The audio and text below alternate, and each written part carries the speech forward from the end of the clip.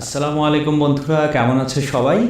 আশা করছি আল্লাহর বিশেষ রহমতে সকলেই ভালো আছো।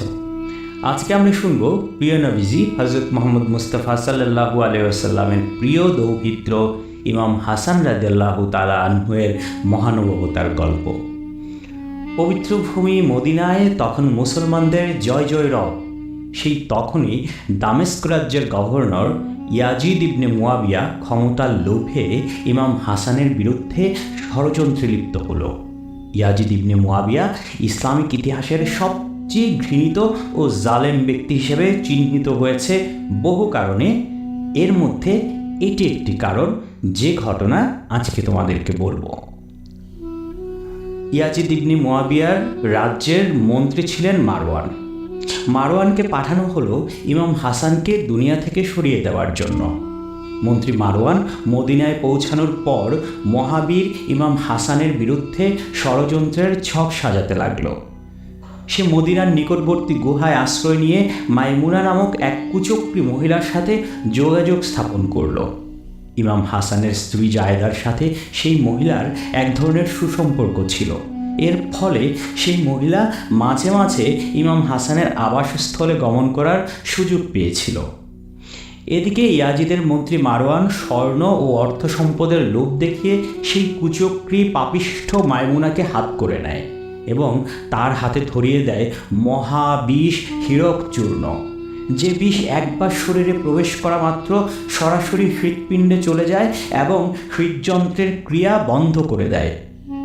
তারপর মাইমুনা ইমাম হাসানের গৃহস্থলে গিয়ে জায়েদাকে গোপনে অর্থ, স্বর্ণালঙ্কার ও দামেস্কের রানী হবার লোভ দেখায়। লোভে পড়ে জায়েদাও সেই অপকর্ম করার জন্য সম্মতি জ্ঞাপন করে এবং মাইমুনার হাত থেকে সেই বিষের কৌটা গ্রহণ করে নিকৃষ্ট উদ্দেশ্য সাধনের জন্য লুভি জায়েদা কৌশলে ইমাম হাসানের ঘরে গিয়ে খাবার পানিতেই সেই মহাবিষ মিশিয়ে দেয়।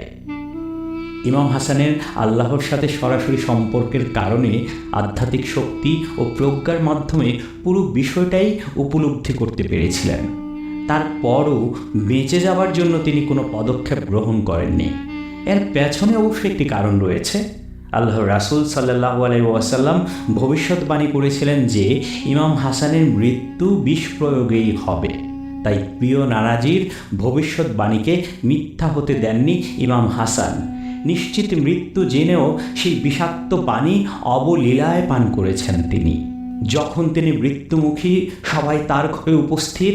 ইমাম হাসান রাদিয়াল্লাহু তাআলা আনহুর বুক যখন কঠিন জ্বালাপোড়া করছে, তখন তিনি জায়েদাকে কাছে ডেকে চুপি চুপি বললেন, আমি সব জানি, তোমার স্বার্থ পূরণ হোক। আমি তোমাকে ক্ষমা করে দিলাম এবং প্রতিজ্ঞা করলাম, তোমাকে না নিয়ে আমি জান্নাতের সিঁড়িতে পা রাখব না। এমনি করে এক বিরল ক্ষমার দৃষ্টান্ত স্থাপন করে পৃথিবী ছেড়ে চলে গেলেন জান্নাতে, যেখানে তার প্রিয় নানাজান তার জন্য অপেক্ষা করছেন। সুবহানাল্লাহ! কি মেসেজ তিনি দিয়ে গিয়েছেন মুসলিম উম্মাহ তথা সমগ্র মানব জাতিকে! কি অপূর্ব শিক্ষা তিনি দিয়ে গিয়েছেন আমাদেরকে! আমরা যদি সকলে ক্ষমা করা শিখতে পারতাম, তাহলে এই পৃথিবীটাই হয়তো স্বর্গে পরিণত হয়ে যেত।